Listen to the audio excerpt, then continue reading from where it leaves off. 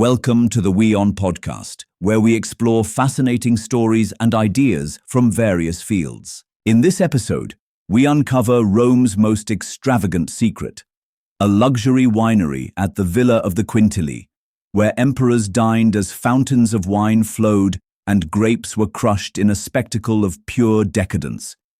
A study published in the academic journal Antiquity detailed how, when citizens in ancient Rome were watching gladiator duels, the elite were present in the mini-city spanning 24 hectares for a very different reason: winemaking. Villa of the Quintilii was once home to a theatre, an arena for chariot races, and a bath complex with walls and floors lined in marble also had a winery, where the Roman elite gathered annually for viewing the theatre of winemaking. It is situated south of Rome, next to the ancient Appian Way Road, and is also said to be the only second known example in the Greco-Roman world of a site built specifically for this purpose. The complex, whose origins lie in the 2nd century AD, also included a series of luxurious dining rooms which had a view of fountains flowing with wine, and is also just beyond the city limits, possibly allowing the very elite of the Roman world, like emperors.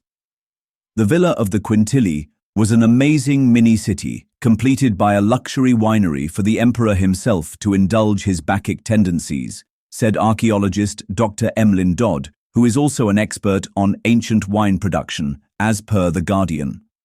The villa was likely built by the Quintilii brothers, who served as consuls of Rome in 151 AD and were killed by Emperor Commodus around 181 AD. It is also speculated that once the imperial rulers took personal ownership of the complex, they had been expanding and modifying it for centuries. Notably, wine and agriculture held great importance to the nobility's wealth and power. Wine was a huge source of wealth for the Roman elite, Dodd told NBC News. He added, "They owned vast amounts of land dedicated to viniculture, winemaking, and they were selling it all across the Mediterranean." Dodd also pointed out how wine permeates the whole culture and society. It's used in religion, medicine, in daily life. It was the main beverage when water wasn't safe to drink, reported NBC News. The winery had a purpose-built facility complete with marble-lined areas for treading grapes and fountains of wine, said a recent study. Dodd also highlighted the recently excavated areas where men would be treading grapes with their bare feet in a rectangular area measuring 37 feet by 14 feet. He also found that the treading areas, which would typically have waterproof concrete, were covered in red marble, which isn't ideal, as marble gets incredibly slippery when wet.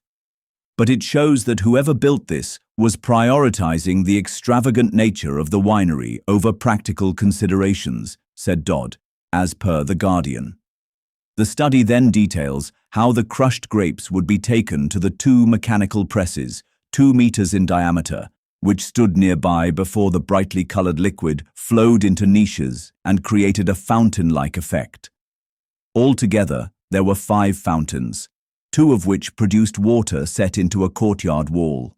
Only one of the dining rooms has been excavated so far, and has been lavishly decorated with marble motifs, possibly to allow guests to view each stage of the winemaking process through wide entrances, which were set around 3 sides of the open courtyard. The grape would flow along open channels into vast ceramic dolia or storage jars placed underground, which was a standard winemaking technique in ancient Rome.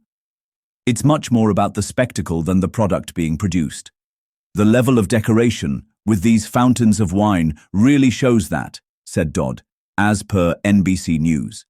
Thanks for tuning into this incredible story.